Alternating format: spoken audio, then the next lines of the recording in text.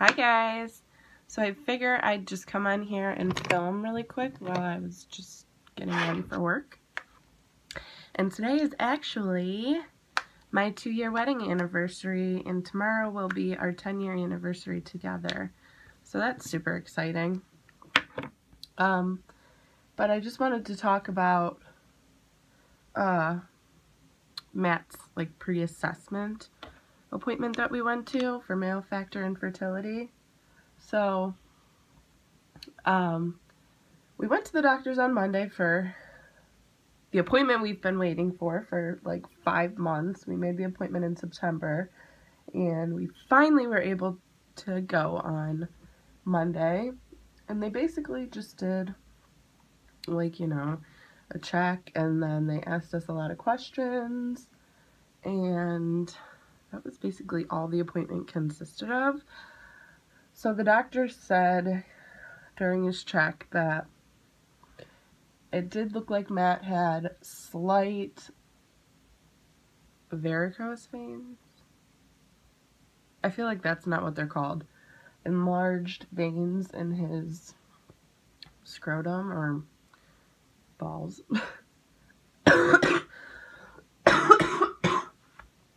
Sorry, I've been sick, so I'm trying to work that out, but just ignore that. But they were, what was I saying? Yeah, he has slightly enlarged veins in his balls, but the doctor said that he doesn't think that that would be the reason for such low sperm count. So they want to do more testing, because other than that, he said that everything looked and felt completely normal. So they need him to do more testing. So we're going to go back to the doctor's on Monday for blood work. And the reason the reason they couldn't do it that day and we have to go back is because the doctor wanted him to have it done first thing in the morning. So, and he can eat before he goes. I forget why he said it had to be first thing in the morning. Something about his hormones. So basically it can be one of two things, because it wasn't anything noticeable. He said he's not going to have any surgeries or anything.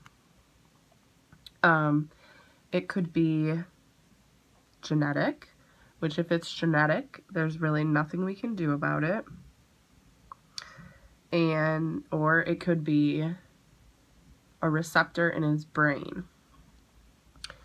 And if it is a receptor in his brain, then he could take hormones to try to even it out.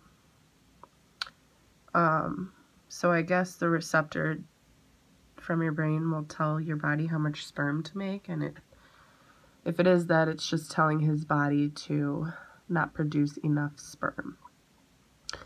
And hormones would fix that. His parents did have a hard time conceiving Matt, although they have 2 other children, so they have a total of 3 kids. I mean, so maybe they had slight, genetic problems, but they were still able to conceive 3 children naturally, whether it took them a long time or not. And by long time, I don't think they were saying 5 years. So to find out if it's genetic or not, they have to do chromosome testing, which is what we originally opted out of when we went in for our IVF consult. They told us we could do gene testing and chromosome testing, and they recommended that we do the gene testing for sure. And they said the chromosome testing wasn't necessary because we were both so young, but it turns out that for him, he needs to have it done now, and it's super expensive. It was $2,000 a person. That's why we didn't go ahead and do it. So now I guess we're going to go ahead and do the chromosome testing. And I actually messaged the doctor because I was like, if this only finds out whether or not it's genetic, like, do we really need to spend the $2,000 to do it? Because if it's genetic, there's nothing they can do about it. So why are we going to spend the $2,000 to find out it's genetic, and like that'll just be a waste. But the doctor messaged me back and said that he would really highly recommend that we get the genetic testing done, and he thinks that eventually we would probably have to get it done anyways. One, because if it ends up being something that's genetic and something that's in his brain, then the dosage on the hormone they give him would have to be different, if they can even give him the hormone to work. And then what the frick was I gonna say? I have no idea. Anyways, so I didn't feel like we, oh, that's what I was saying. Oh yeah, what the doctor said. Duh! So the doctor recommended that we get the chromosome testing, so we're gonna go ahead and get it just because he recommends it. One, because he needs to know the correct dosage if he can give him any at all, and then two, because if he can't and we do go ahead with IVF, they're probably going to want us to do the chromosome testing anyways, because if it's genetic, they want to be able to pick the embryos out that are going to have male factor infertility. And I would hate to pass this on to our children, so if it is something that we can avoid giving to our kids, then I would spend the $2,000 for sure to ensure that my children will not have to go through these problems. Not saying that they still wouldn't, but at least. Sorry, my husband was calling me, so I had to go. But anywho, I was saying that, yeah, so we'll just pay the $2,000 because I would just rather know that the embryos I'm putting back into my body don't have it, and that it's not because we were just cheap. That, you know, whatever. So we're gonna go ahead with that. And yeah, basically that's all that happened at his pre-assessment. So nothing really too interesting. So that's what we waited 5 months for. And then yeah, so I just feel like kind of bummed now because it's more waiting. It'll take 3 weeks for the test results to come back. And then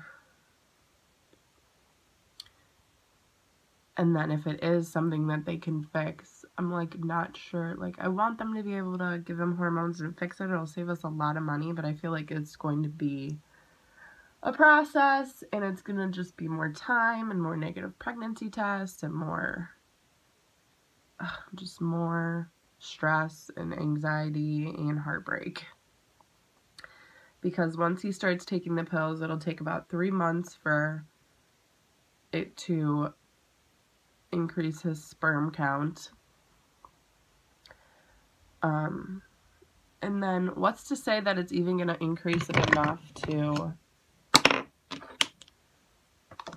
for us to get pregnant? Like, so if it takes 3 months and then we still gotta wait, and then it like doesn't increase it enough, and we keep trying and trying, and like, how long do we try for before we're like, okay, enough is enough, it's time for IVF? Because at this point, I just want to like be pregnant. I just want to have a baby. I thought we were just gonna be able to like do IVF. I didn't realize that we were gonna be doing like hormones and whatnot. Well, he is anyways. So, hi guys. So my last video got cut off because whatever. My husband kept calling. So it just kind of ended. I was getting ready for work, blah, blah, blah. By the way, I went to the doctor since my last video, and I have bronchitis. Go figure, because that cough was, like, awful. I went back and watched the video, and I'm like, oh my gosh, it was so bad. I actually still have the cough, but I have a cough syrup and pills and an antibiotic, and I have bronchitis. It's not fun. Yeah, I work with children, so it's just germs everywhere all the time. So I'm not surprised. This is actually the first time I've gotten sick like all winter, which is surprising. So I thought I was doing pretty good, and then I found out I have bronchitis. But anyways, I just wanted to pop back on and go over like some of the questions that I asked the doctor during Matt's pre-assessment for his male factor infertility. One of the questions I had asked him is IVF our only option? What is the percentage of us conceiving naturally if there is one at all? And he said that there is never not a chance. If you have sperm, active sperm, then you have a chance to conceive naturally. He said he sees it happen all the time, and he hears about it happening all the time. There's always a chance, although right now it is very slim, but it's definitely not none. So we have a chance still. We're holding out hope. We asked if there was anything we could do to help increase his sperm count. Of course, he said, you know, diet plays a big factor. So we are working with a nutritionist to try and get Matt healthier. He's gonna try and lose some weight as well as I am, so I'm kind of like doing it along with him. I could totally film a separate video for that. This is kind of a funny question that we asked. We just asked, does having his cell phone in his pocket, like in his front pocket all the time, hurt his sperm count?